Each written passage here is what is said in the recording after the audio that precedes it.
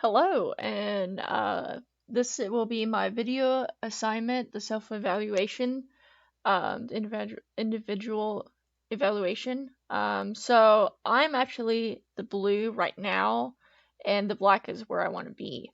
So when I went through this thing, I first just did what I thought I was, and then just now I was like, okay, well, I want to be like this. So,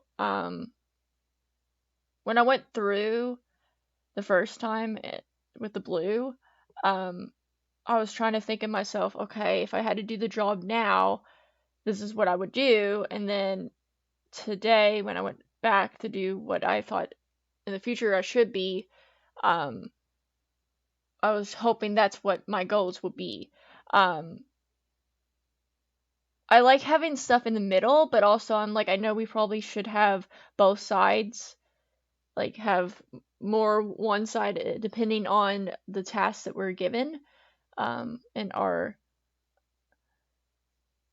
practice of instructional design.